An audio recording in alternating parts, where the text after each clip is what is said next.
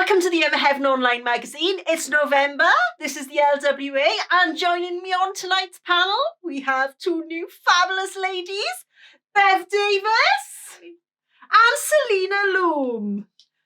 They're absolutely terrified. However, let's crack on. So this issue is called Swamped, and it's all, about us feeling overwhelmed, burdened, snowed under, inundated with stress, anxiety, or just firefighting the everyday bullshit that life chucks at us continuously. Okay, so the first thing we're going to do is talk about how we deal with stress, anxiety, the kids driving us mad, problem after problem. I will let you into a little secret, Selena. I used to phone Bev and I would say to her, if this keeps on happening, I'm going to drop my egg. She made me an egg. I made her this little female clay egg, and we both had one on a key ring, and we would just message each other. I've dropped my egg. I'm going to lose it. I'm about to drop my egg. So if you feel the need to have an egg, I'll get you an egg. Yeah. Okay, who am I going to throw in the deep end first? I think. Go on. I think we deal with different problems in different ways. I think when it's our kids, we deal with it in a certain way. If it's one of our friends, it depends on what the problem is. And who it is. Yeah, because you can't scream like a raving banshee when you're in the middle of Sainsbury's and something goes wrong, can you? Well, you can. You could get thrown out, and you. So, but I think that's the hard bit. And sometimes I just feel that I'm dealing with my problems. It's other people's problems coming in. Yeah. How do I deal with them? Yeah. And what I would like to do and like to say is, be gone. Be gone. Be gone, please, person. But being a listener and being a fixer, I do tend to listen to and take on other people's problems. I mean, I like to, I'll go and lock myself in my dressing room before I absolutely lose it. Explode. Yeah. And because sometimes you can say something and you can't take it back. Kind of like, Music. I always find music helps as well, calm me down. Yeah. What did you say earlier before the cameras were rolling? Go on. Drugs, sex and rock and roll. And alcohol. Alcohol. Yeah, I think a drink definitely can put you in a different frame of mind. Yeah. However, it can take you the other way. Yeah. Which is nice. So it's getting that balance, isn't it? It could turn you into an even more aggressive lunatic. Yeah, it can. So I'm very careful about things like that. Okay. Well, I think personally that taking yourself out and being quiet when they're going on, just like be quiet. Yeah. Because sometimes it's like they don't warrant your response or your emotion. And just be quiet, because I think as we get older, finding our own peace is really, really important. Absolutely. I think when you're younger and you're listening to all those bullshit conversations and people whinging and moaning, and we listen and listen. And I remember when I was younger, I was even in a club and some boy, my brother's friend, come up to me to tell me about his woes of girls, and I'm sitting there thinking I want to be enjoying myself, and there's this idiot sitting next to me moaning, and there I am, Miss Nicey, listening, and I think you waste so much of your life. Yeah, listening. I think age is a massive thing. I mean, I had. Well, you can ask anybody from my younger days. I had zero tolerance of anything. Yeah. If you were talking bullshit, I used to say, I'm sorry, I can't listen to this bullshit. Oh, that's good. And walk away. Honestly, I was to the point I was cutting. And my mum used to say to me, Bev, it's not what you say, it's the way you say it. I said, well, there's only one way to say, fuck off, you're doing my head in. Do you know what I mean? And she used to take me in a corner because we used to work together. And it was a bit more tactful. Yeah. Now with age and dealing with professionals, I've had to learn how to change my vocabulary. And I still still don't put up with the crap. Yeah, but you phrase it a bit better. But I cope with it better. But I definitely think taking yourself out of the situation, I think, what do they call it? Self-help. You know, when you like put your head over the aromatherapies and you light your incense sticks and you prepare. Bring yourself down, try and find your centre because I get so erratic. When if there's one problem, I'm fine. Maybe 2 or 3 problems, I'm fine. But when they start coming, do you find that you can't deal with as much as when you were younger as well, though? Yeah, absolutely. It's almost like your strength monitor. Is just going down and down and down. But your bullshit monitor is going up and up and up. Because you take less of that. Like I'm lucky I've got a handful of really good friends and I can say anything I want to them and that's enough for me. Whereas before I used to have all these friends who all wanted me to do things, who all wanted this and where are they? When times are hard, you know? Oh, definitely, You know, so I think secluding yourself, not secluding, that's the wrong word, but surrounding yourself with people close circle of friends that you trust, I think is massive. Your circle of trust. It is a circle of trust. Yeah, it is. When I'm feeling, as I said, you know, if something kicks off in the house or something upsets me and I just pick up my living, breathing stress balls, my dogs, and I go and sit in the garden and just, look at all the pretty flowers and the trees, listen to the birds, all the lovely smells and calm myself down. Well-being, if you think, when I was younger, there was no such thing as well-being. No. Now, it's everywhere. Yeah. You know, the first thing your therapist will say to you is, when was the last time you took your shoes off and walked around your garden in the grass?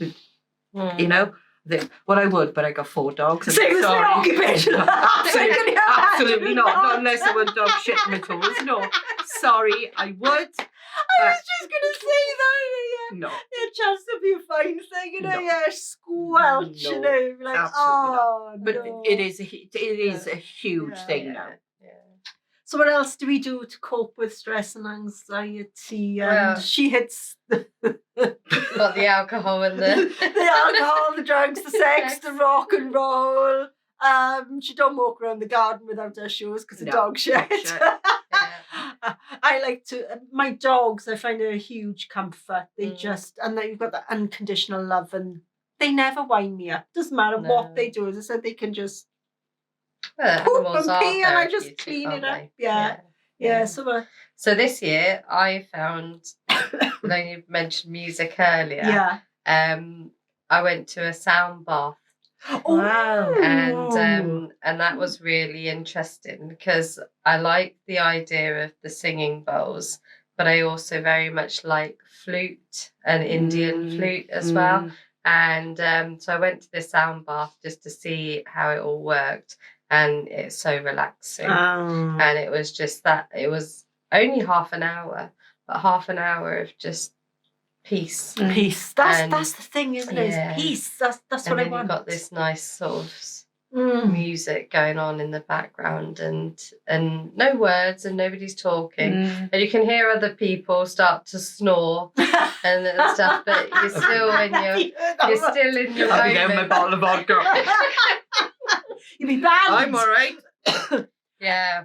I think we're all looking for peace, tranquility, calmness, zen, just not madness. Okay, so this was another theme, was how did we achieve that? Well, I became a swamp monster in the photo shoot and I had my own imaginary swamp where I dumped all the crap that was annoying me. So let's become swamp monsters. I mean, you don't have to put the latex on and all the, and unless you want to. Then a bottle of vodka. Bring it on. Part of your sex routine. I'll be up in Ollie's bedroom and whipping through his thing. So let's become the swamp monsters, minus the paraphernalia. Okay. We've got our swamp. What are we going to chuck in there that really annoys the shit out of us? Stupid people. Stupid people. Arseholes. I just can't be doing with them anymore. I have zero tolerance. Yeah, I can't do it. I've tried pretending. Yeah. As you all know, we all have to pretend now and again, but no, I can't. No. And I just think I suffered, with being a swamp monster, and I visualize a cauldron, and from where I'm sitting, I throw in what's in my mind that should be in the cauldron, and that is the people that are nagging me. Yeah.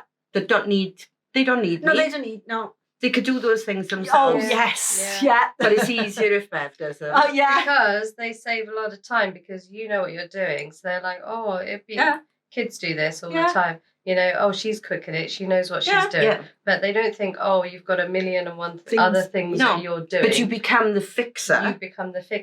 And then everybody relies on you. Yes. So I think we should chuck the fixer straight in there because I don't want to be anybody's fixer. No. I want people to fix themselves. Yes. I'll be there to support them. Yes. Yeah. Always, especially like say my close group, whatever it might be. Yeah. I would support them, but I can't fix them. No. They have to stop taking the piss. Yeah. Basically. Have I got moron tattooed across my forehead? I haven't, but I got it on my ass. No, because they said, and it's like everybody in the house, they ask me for everything. It's like, do you think I have a map of every single room in the house, and I know what every single item is because all I can hear is or ma'am. And I'm like, just leave me alone. I also think that your house is not that big. I know. It's not a mansion. No. If you ask it, where's this? Yeah. Just look. Yeah. Just look. Yeah. But they can't see. They don't see when they... No, but if they put things away after themselves, then they wouldn't have to ask me when it is. Yeah. So, that drives me mad, I think. So, yes, we've got stupid people. Yeah. People who demand our time when they can do things themselves. Arseholes. Yeah, absolutely. Nasty people as well who are just like nasty for the sake of it, or they have to say, remember that old saying our grands used to say, if you've got nothing nice to say, then don't say anything at all. What happened to that? Why has everybody got to have their opinion? Or, I'm okay with everyone having their opinion, but you don't have to give it for everything. But people listen. And I don't listen to things like that. You know, so I don't know what sort of when it changed for me, but it was like, pick up the phone and within 2 minutes they slagging somebody off, and I'm thinking, I don't need this. You don't need this. Do you know what I mean? And I'm like, I've got to go. Yeah. The dog's just peed on the bed. I've got to go. Exactly. Because I don't want that. No. I don't want to hear what anybody thinks. Negativity as well, isn't it? That can go in the positive. Yeah, put it in the swamp because you're just like, for God's sake, life is too short to be miserable, negative, nasty. But even if you were interested, which I've never been, but even if you were interested in somebody else's gossip, what are you going to gain from it? Well, that's the other thing. By the time you put the phone down, you feel worse because you think, well, so-and-so's done that and she said that. And people telling you that somebody else has been talking about you behind your back. Yeah.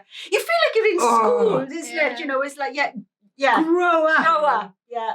But when we were younger and it happened, didn't it? A friend would go off out of the group and then they would all start talking about that friend. And then you wouldn't ever tell that friend. Yeah. But what I found with my children is that children today, they will then go and ring that friend and say, oh, by the way, when you were there, this person was saying this and this about you. And I've listened and I've had to say, you're going to hurt their feelings. Or they will have filmed it. So I think, even worse. We didn't have that one. Oh, my gosh. Thank God. Oh, that's another thing that can go in the swamp. Mobile phones. Yeah. Social media in the swamp. Oh, my gosh. Can you imagine growing up with that? The pressure of that? No. I've got a niece who's 13 and somebody videoed her in the changing rooms. Oh. And then put it on the internet. Yeah, that's it, isn't it? Luckily, it was only to her because she had a bikini on. But still, nothing is private. What happened to that? Oh, the police were called and the girl was expelled or suspended for a week and stuff like that. But why But would you do that? Why? Exactly. But I just think the generation coming up, I think our generation are the last generation that are going to be really honest. This is the truth. Take it as you want to. All the youngsters coming up now, it's they live all in social airy media. fairy. Yeah. They live online, don't they? Yeah. Don't worry, you're ugly. I'll give you a new nose. Yeah. Do you know what I mean? Yeah. It's called improving. Yeah. That we're all here to be improved upon. Yeah, don't Not worry. love yourself as you are. Oh, no. No, you look like a munter in that dress, but don't worry about it. I can give you a waist. Yeah, I can. Yeah, no. It's just like they just My daughter said the that. online world. Get rid of it. Gone. Absolutely. Don't want it. Well, I think, ladies, we've really. We've pretty much filled the swamp with an awful lot of people. I mean, we put entire generations. That's true. That's true. So I know, yeah. So let's have a quick recap. So Bev likes to drink alcohol, drugs, sex, And to deal dress with up stress and- and dress yeah. up. Yeah, but I am glad that there were no mobile phones There were around no in those mobile days, so there's no phones, evidence. No evidence. I gotta See, wait. Lena likes sound baths and music therapy. Why can't I be I know, like you? I know. I like my pooches and nature, but not walking barefoot for the dog poop. No. And then our big, lovely swamp. I think we've put just about every. It's not many. No. I think if you're born in the 70s and 80s, you're okay. Yeah, I think, as I said, no, I think the 90s, 90s not too bad, but I think after that, After that. you're in the vortex of the online world. Yeah. And, oh It's my different. God, Yeah. you need to put it in the swamp. And I think on that note, say goodbye, Bev Davis. Goodbye. Say goodbye, Selena Lou. Goodbye. And goodbye from me, Emma Heaven.